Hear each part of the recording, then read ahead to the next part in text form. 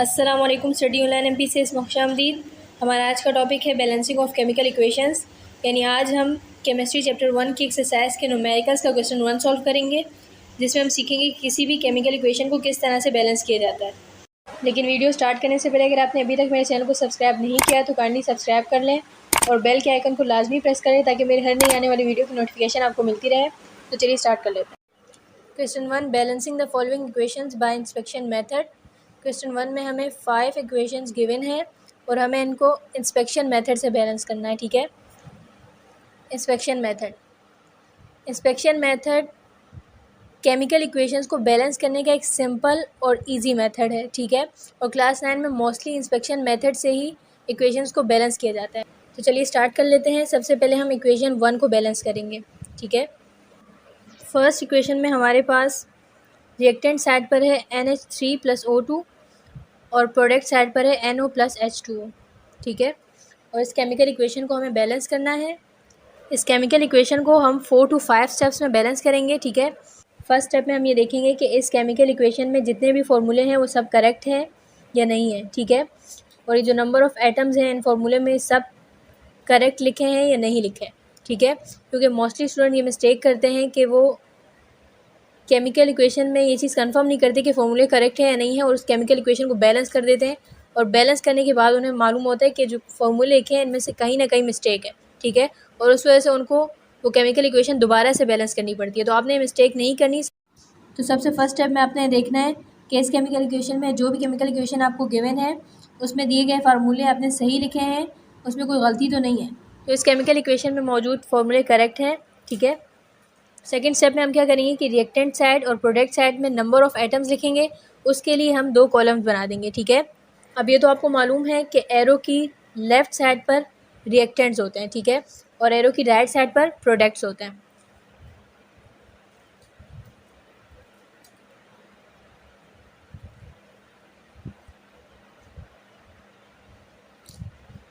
Second step में हम reactant side और प्रोडक्ट साइड में मौजूद नंबर ऑफ़ एटम्स लिखेंगे। ठीक है, तो रिएक्टेंट साइड पर नाइट्रोजन के कितने एटम्स हैं? 1 है। सेम इसी एलिमेंट का नाम हम इसी के सामने लिखेंगे। ठीक है, और प्रोडक्ट साइड पर नाइट्रोजन के कितने एटम्स हैं? 1 है। ठीक है, इसी तरह से रिएक्टेंट साइड पर हाइड्रोजन के कितने एटम हैं? 3 एटम्स हैं। और प्रोडक्ट साइड पर हाइड्रोजन के कितने एटम्स हैं? 2 एटम्स हैं। ठीक है, रिएक्टेंट साइड पर ऑक्सीजन के कितने एटम्स हैं? 2 एटम्स हैं। और प्रोडक्ट साइड पर ऑक्सीजन के कितने एटम है? 1 + 1। ठीक है, तो ऑक्सीजन के कितने एटम्स हैं? 2 एटम्स हैं। अब हम देखेंगे कि रिएक्टेंट साइड और प्रोडक्ट साइड पर कौन कौन सी बैलेंस है और कौन सी अनबैलेंस है। ठीक है, तो रिएक्टेंट साइड पर नाइट्रोजन का 1 एटम है, प्रोडक्ट साइड पर भी 1 एटम है, तो इसका मतलब है कि नाइट्रोजन बैलेंस है। रिएक्टेंट साइड पर हाइड्रोजन के 3 एटम्स हैं और प्रोडक्ट साइड पर हाइड्रोजन के 2 एटम्स हैं, तो hydrogen is not balance. Reactant side पर भी ऑक्सीजन के 2 एटम्स है और प्रोडक्ट साइड पर भी ऑक्सीजन के 2 एटम्स है, तो इसका मतलब है कि ऑक्सीजन भी बैलेंस है। दोनों साइड पर नाइट्रोजन बैलेंस है, ऑक्सीजन भी बैलेंस है, लेकिन हाइड्रोजन बैलेंस नहीं है। ठीक है, तो अब हम स्टेप 3 कर लेते हैं, जिसमें हम हाइड्रोजन को बैलेंस करने के लिए कोएफिशिएंट लगाएंगे। ठीक है, हाइड्रोजन रिएक्टेंट साइड पर 3 है, प्रोडक्ट साइड पर 2 है। ठीक है, बैलेंस नहीं है। अगर हम प्रोडक्ट साइड पर यहाँ 3 लगा दें, वाटर के मॉलिक्यूल को 3 से मल्टीप्लाई कर दें, ठीक है, तो 2 3 ज़ा 6, तो हाइड्रोजन कितने हो जाएंगे? 6। प्रोडक्ट साइड पर हाइड्रोजन 6 हो जाएंगे, रिएक्टेंट साइड पर भी हमें हाइड्रोजन को 6 करना है, तो उसके लिए हम इसको NH3 के मॉलिक्यूल को 2 से मल्टीप्लाई कर देते हैं। तो 3 को जब हम 2 टाइम करेंगे यानी 3 2 ज़ा 6। ठीक है, तो हाइड्रोजन दोनों साइड बैलेंस हो गया। कोएफिशिएंट्स लगाने से हाइड्रोजन बैलेंस हो गया। अब स्टेप 4 में हम ये चेक करेंगे कि हाइड्रोजन को तो हमने बैलेंस कर लिया, लेकिन बाकी चीज़ें भी बैलेंस है या नहीं है। ठीक है, तो नाइट्रोजन पहले 1 था। ठीक है, लेकिन हाइड्रोजन को बैलेंस करने के लिए हमने जब यहाँ 2 लगाया, कोएफिशिएंट लगाया, तो उसकी वजह से number of atom of nitrogen भी चेंज हो गए। ठीक है, रिएक्टेंट साइड पर नाइट्रोजन पहले 1 था, अब 1 नाइट्रोजन के एटम को 2 से मल्टीप्लाई करेंगे तो हमारे पास नाइट्रोजन आ जाएगा 2।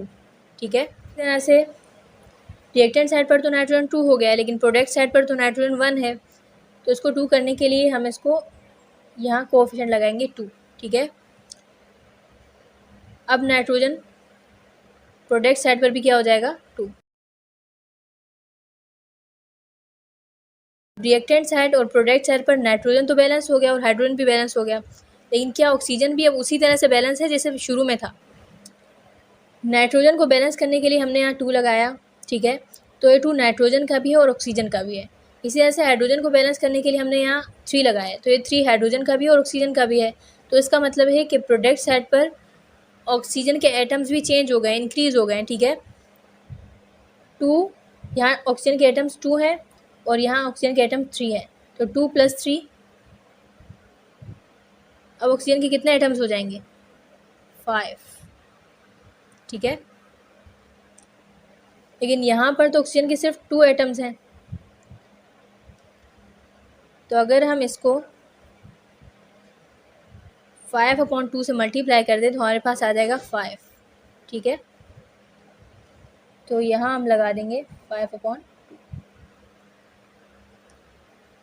अब रिएक्टेंट साइड पर नाइट्रोजन के 2 एटम्स हैं, प्रोडक्ट साइड पर भी 2 हैं, हाइड्रोजन के 6 एटम्स हैं, प्रोडक्ट साइड पर भी हाइड्रोजन के 6 हैं, रिएक्टेंट साइड पर ऑक्सीजन के 5 एटम्स हैं और प्रोडक्ट साइड पर भी 5 है। तो हमारी इक्वेशन जो है वो बैलेंस हो चुकी है, ठीक है।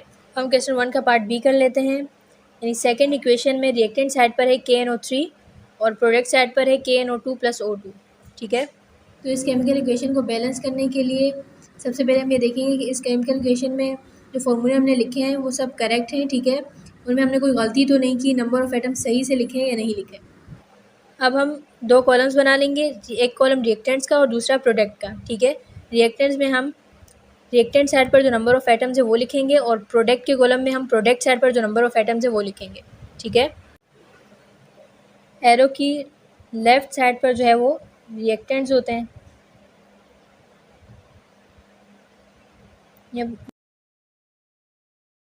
और एरो की राइट साइड पर जो है वो प्रोडक्ट्स होते हैं, ठीक है। अब रिएक्टेंट साइड पर पोटाशियम यानी के कितने एटम्स हैं 1 एटम है, ठीक है। और प्रोडक्ट साइड पर पोटाशियम के कितने एटम्स हैं 1 एटम है, ठीक है। रिएक्टेंट साइड पर नाइट्रोजन के कितने एटम्स हैं 1 एटम है, ठीक है। और प्रोडक्ट साइड पर नाइट्रोजन के कितने एटम्स हैं 1 है। रिएक्टेंट साइड पर ऑक्सीजन के कितने एटम्स हैं 3 है। और प्रोडक्ट साइड पर ऑक्सीजन के कितने एटम्स हैं 2 + 2 4, ठीक है। रिएक्टेंट साइड पर पोटाशियम के जितने एटम है सेम प्रोडक्ट साइड पर भी पोटाशियम के उतने ही एटम्स है, ठीक है। तो इसका मतलब है कि पोटाशियम जो है वो बैलेंस है, ठीक है। इसी तरह से नाइट्रोजन का 1 एटम है रिएक्टेंट साइड पर और प्रोडक्ट साइड पर भी नाइट्रोजन का 1 एटम है, तो ये भी बैलेंस है। लेकिन रिएक्टेंट साइड पर ऑक्सीजन के 3 एटम्स हैं और प्रोडक्ट साइड पर ऑक्सीजन के 4 एटम्स हैं, तो ऑक्सीजन इज़ नॉट बैलेंस, ठीक है। तो ऑक्सीजन को हमें बैलेंस करना है। इसको बैलेंस करने के लिए हम क्या करेंगे कोएफिशिएंट लगाएंगे। अगर हम यहाँ 2 लगा दें, ठीक है, 2 को 3 से मल्टीप्लाई करने से हमारे पास आ जाएगा 6, ठीक है। यानी 3 को 2 टाइम करने से हमारे पास आ जाएगा 6। रिएक्टेंट साइड पर ऑक्सीजन के 6 एटम्स हो गए हैं और प्रोडक्ट साइड पर ऑक्सीजन के 4 एटम्स है, ठीक है। तो अगर हम यहाँ 2 लगा दें, ठीक है, 2 × 2 = 4, 4 + 2 6, तो दोनों साइड पर number of atoms of oxygen जो है वो बैलेंस हो जाएंगे। तो ऑक्सीजन तो बैलेंस हो गया, लेकिन ऑक्सीजन को बैलेंस करने के बाद बाकी एलिमेंट्स भी बैलेंस रहे या नहीं रहे हम ये चेक करेंगे, ठीक है।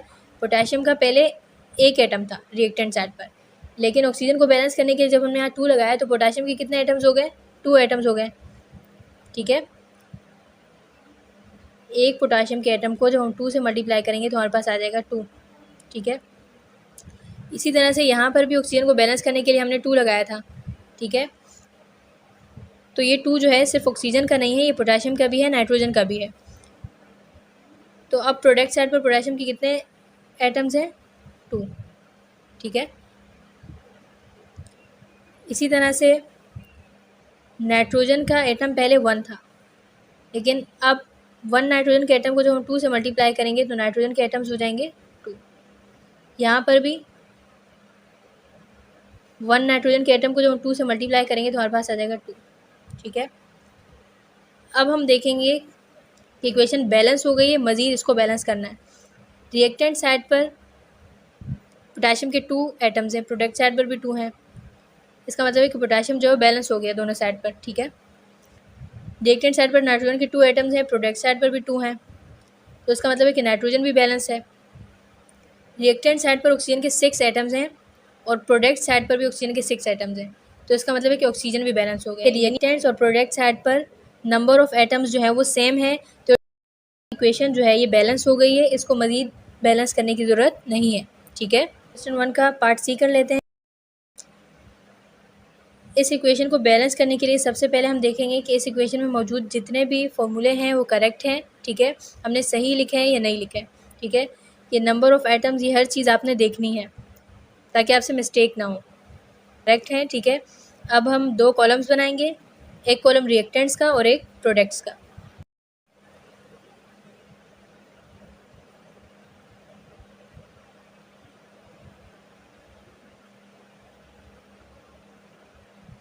अब हम रिएक्टेंट साइड पर हर एलिमेंट के नंबर ऑफ़ एटम्स लिखेंगे और प्रोडक्ट साइड पर मौजूद हर एलिमेंट के नंबर ऑफ़ एटम्स लिखेंगे। ठीक है, साइड पर सी यानी कैल्शियम के कितने एटम्स हैं? 1 है। ठीक है, और प्रोडक्ट साइड पर कैल्शियम के कितने एटम्स हैं? वो भी 1 है। ठीक है, रिएक्टेंट साइड पर हाइड्रोजन के कितने एटम्स हैं? 2 है, और प्रोडक्ट साइड पर हाइड्रोजन के कितने एटम्स हैं? ये 2 जो है ऑक्सीजन का भी है और हाइड्रोजन का भी है। ठीक है, तो 2 हाइड्रोजन के ये एटम्स हैं और ये 2, तो 2 + 2 4। तो प्रोडक्ट साइड पर हाइड्रोजन के 4 एटम्स हैं। रिएक्टेंट साइड पर ऑक्सीजन का सिर्फ 1 एटम है। ठीक है, और प्रोडक्ट साइड पर ऑक्सीजन के 2 एटम्स हैं। अब हम देखेंगे कि रिएक्टेंट्स और प्रोडक्ट साइड पर कौन कौन से एलिमेंट्स बैलेंस हैं। ठीक है, और किन एलिमेंट्स को हमने बैलेंस करना है। रिएक्टेंट साइड पर कैल्शियम का 1 एटम है। ठीक है, और प्रोडक्ट साइड पर भी कैल्शियम का 1 एटम है। इनकी कैल्शियम जो है दोनों साइड बैलेंस है। ठीक है, लेकिन रिएक्टेंट साइड पर हाइड्रोजन के 2 एटम्स हैं और प्रोडक्ट साइड पर 4 एटम्स हैं, तो इट मीन्स कि हाइड्रोजन इज़ नॉट बैलेंस। ठीक है, रिएक्टेंट साइड पर ऑक्सीजन का 1 एटम है और प्रोडक्ट साइड पर ऑक्सीजन के 2 एटम्स हैं, तो इसका मतलब है कि ऑक्सीजन भी बैलेंस नहीं है। ठीक है, तो कैल्शियम तो बैलेंस है, लेकिन हमें हाइड्रोजन और ऑक्सीजन को बैलेंस करना है। अब इन दोनों एलिमेंट्स को बैलेंस करने के लिए हम कोएफिशिएंट लगाएंगे। ठीक है, कोएफिशिएंट हम प्रोडक्ट साइड लगाएं, ये रिएक्टेंट साइड लगाएं, तो कॉमन सेंस की बात है कि हाइड्रोजन यहाँ पर 4 है और यहाँ पर 2 है, यहाँ ज़्यादा है यहाँ कम है। ऑक्सीजन यहाँ पर 2 है और यहाँ पर 1 है, यहाँ ज़्यादा है यहाँ कम है। ठीक है, तो कोएफिशिएंट हमें कहाँ लगाना है? रिएक्टेंट साइड लगाना है। ठीक है, अब रिएक्टेंट साइड में हमें कहाँ लगाना है? यहाँ 2 लगाने से तो हाइड्रोजन और ऑक्सीजन के एटम्स नहीं बढ़ेंगे ना। अगर हम यहाँ 2 लगा देते हैं, 2 2 ज़ा 4, 2 को 2 टाइम करने से हमारे पास यहाँ 4 आ जाएगा, और ऑक्सीजन के भी कितने एटम्स हो जाएंगे? तो 1 ऑक्सीजन के एटम को जब हम 2 से मल्टीप्लाई करेंगे 2 आ जाएगा। ठीक है, अब हम देखेंगे, चेक करेंगे कि दोनों साइड रिएक्टेंट और प्रोडक्ट दोनों साइड जो है वो तमाम एलिमेंट जो है वो बैलेंस है या नहीं है। तो कैल्शियम का 1 एटम रिएक्टेंट साइड है। ठीक है, और प्रोडक्ट साइड भी कैल्शियम का 1 ही एटम है। रिएक्टेंट साइड हाइड्रोजन के 4 एटम्स हैं और प्रोडक्ट साइड हाइड्रोजन के भी 4 एटम्स हैं। ठीक है, रिएक्टेंट साइड ऑक्सीजन के 2 एटम्स हैं और प्रोडक्ट साइड भी ऑक्सीजन के 2 एटम्स हैं। सारे एलिमेंट जो है वो बैलेंस है, तो हमारी ये जो इक्वेशन है ये बैलेंस हो गई है। अब हम क्वेश्चन 1 का पार्ट डी कर रहे हैं। ठीक है, तो चलिए इस इक्वेशन को बैलेंस कर लेते हैं। इसको बैलेंस करने के लिए सबसे पहले हम ये देखेंगे कि इस इक्वेशन में जितने भी फॉर्मूले हैं वो सब करेक्ट हैं या नहीं है। ठीक है, अब हम इस इक्वेशन को बैलेंस करने के लिए 2 कॉलम्स बनाएंगे, एक कॉलम रिएक्टेंट्स का और एक प्रोडक्ट का। कि रिएक्टेंट साइड पर नंबर ऑफ़ एटम्स कितने हैं और प्रोडक्ट साइड पर कितने हैं। ठीक है, तो रिएक्टेंट साइड पर N है, यानी सोडियम का 1 एटम है। ठीक है, और प्रोडक्ट साइड पर सोडियम के 2 एटम्स हैं, ठीक है। इसी तरह से रिएक्टेंट साइड पर हाइड्रोजन का 1 एटम है और प्रोडक्ट साइड पर हाइड्रोजन के 2 है, तो इसका मतलब है 2 एटम्स हैं। रिएक्टेंट साइड पर कार्बन के कितने एटम्स हैं? 1 एटम है, ठीक है। और प्रोडक्ट साइड पर कार्बन के कितने एटम्स हैं? 1 + 1, यहाँ 2 कार्बन हैं, ठीक है। रिएक्टेंट साइड पर ऑक्सीजन के कितने एटम्स हैं? 3। और प्रोडक्ट साइड पर ऑक्सीजन के कितने एटम हैं? 3 + 1 + 2, 3 + 1 + 2।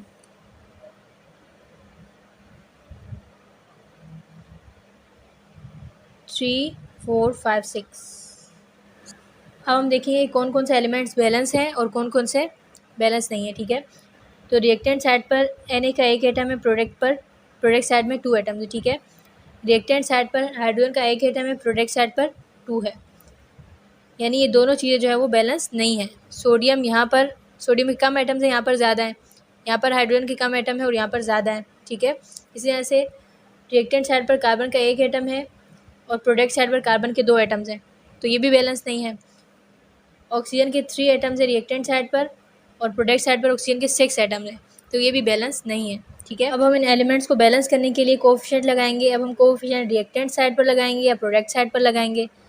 तो अगर हम देखें तो रिएक्टेंट साइड पर number of atoms product side के मुकाबले में कम है, ठीक है। प्रोडक्ट साइड पर ज़्यादा है नंबर ऑफ़ एटम और रिएक्टेंट साइड पर कम है, तो हम यहाँ पर कोएफिशिएंट लगाएंगे, ठीक है, ताकि इनको इसके साथ बैलेंस कर सकें हम।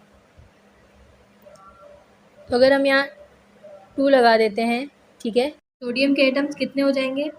1 सोडियम के एटम को जब हम 2 से मल्टीप्लाई करेंगे तो 1 को 2 टाइम मल्टीप्लाई करने से हमारे पास आ जाएगा 2।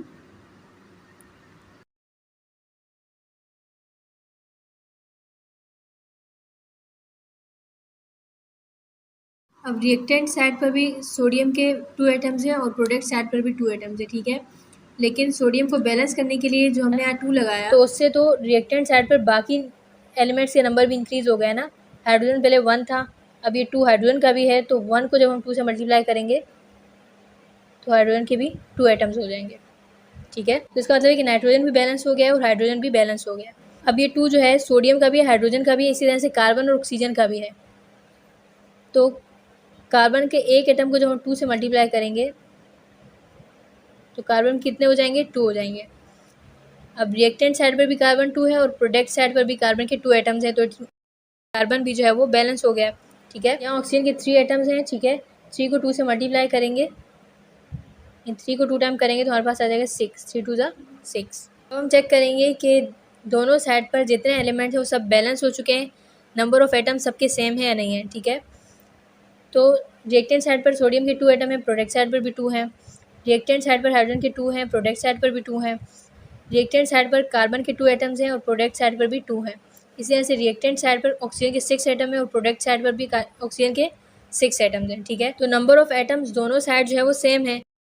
इक्वेशन जो है वो बैलेंस हो चुकी है। इसको बैलेंस करने के लिए कोई और कोएफिशिएंट वगैरह लगाने की ज़रूरत नहीं है, ठीक है। अब हम अपनी 5th इक्वेशन को बैलेंस कर रहे हैं, यानी हम क्वेश्चन 1 का पार्ट ई कर रहे हैं, ठीक है। पार्ट ई में हमें रिएक्टेंट साइड पर CO + O2 गिवन है और प्रोडक्ट साइड पर क्या है? CO2, ठीक है।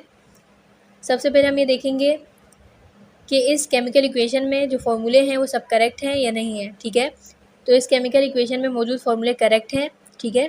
अब हम इसको बैलेंस करने के लिए 2 कॉलम बनाएंगे, एक कॉलम रिएक्टेंट का और दूसरा प्रोडक्ट का। रिएक्टेंट साइड पर कार्बन का 1 एटम है, ठीक है, और प्रोडक्ट साइड पर कार्बन का 1 ही एटम है। इस तरह से रिएक्टेंट साइड पर ऑक्सीजन के कितने एटम्स हैं? 1 + 2, 3 एटम्स हैं, ठीक है। और प्रोडक्ट साइड पर ऑक्सीजन के कितने एटम्स हैं? 2 एटम्स हैं। ठीक है। अब कार्बन दोनों साइड पर बैलेंस है, लेकिन ऑक्सीजन जो है वो उसके एटम्स रिएक्टेंट साइड पर 3 हैं और प्रोडक्ट साइड पर 2 हैं, तो इसका मतलब है कि ऑक्सीजन इज़ नॉट बैलेंस। ठीक है, यहाँ पर ऑक्सीजन के एटम्स ज़्यादा हैं और यहाँ पर कम है। ठीक है, तो ऐसा करते हैं कि प्रोडक्ट साइड पर हम कोएफिशिएंट लगा लेते हैं ऑक्सीजन को बैलेंस करने के लिए। 2 2 ज़ा 4, 2 को 2 टाइम करने से हमारे पास आ जाएगा 4। अब यहाँ पर ऑक्सीजन के एटम्स कितने हैं? प्रोडक्ट साइड पर ऑक्सीजन के 4 एटम्स हैं और रिएक्टेंट साइड पर ऑक्सीजन के 3 एटम्स हैं। इसका मतलब है ये ज़्यादा हो गए, ये कम हो गए। ठीक है, अब तो हमें इसको भी बैलेंस करना है ना, तो इसको बैलेंस करने के लिए अगर हम यहाँ 2 लगा दें तो 2 ऑक्सीजन के एटम और 2 ऑक्सीजन के एटम को जब हम आपस में ऐड करेंगे 2 + 2 4 हो जाएंगे। अब ऑक्सीजन के एटम्स दोनों साइड जो है वो इक्वल हो चुके हैं। ठीक है, अब यहाँ 2 लगाने से और यहाँ 2 लगाने से ऑक्सीजन तो दोनों साइड बैलेंस हो गया है। ठीक है, यहाँ पर भी ऑक्सीजन के 4 एटम्स हैं और यहाँ प्रोडक्ट साइड पर भी ऑक्सीजन के 4 एटम्स हैं। ठीक है, अब हम चेक करेंगे कि हमारी इक्वेशन बैलेंस है। कार्बन के पहले 1 एटम था, ठीक है, लेकिन जब हमने ऑक्सीजन को बैलेंस करने के लिए यहाँ 2 लगाया तो कार्बन के कितने एटम्स हो जाएंगे? 1 को 2 से मल्टीप्लाई करेंगे तो कार्बन के भी 2 एटम्स हैं। ठीक है, और यहाँ पर जब हमने ऑक्सीजन को बैलेंस करने के लिए 2 लगाया तो कार्बन का पहले तो 1 एटम था, लेकिन ये 2 ऑक्सीजन का भी है, कार्बन का भी है। ठीक है, तो 1 कार्बन के एटम को जब हम 2 से मल्टीप्लाई करेंगे तो हमारे पास आ जाएगा 2। अब रिएक्टेंट साइड पर भी कार्बन के 2 एटम्स हैं, प्रोडक्ट साइड पर भी कार्बन के 2 एटम्स हैं। इसी तरह से रिएक्टेंट साइड पर भी जो है वो ऑक्सीजन के 4 एटम्स हैं और प्रोडक्ट साइड पर भी ऑक्सीजन के 4 एटम हैं। ठीक है, तो दोनों साइड पर नंबर ऑफ एटम्स सेम है, तो इट मीन्स कि इक्वेशन बैलेंस हो गई है।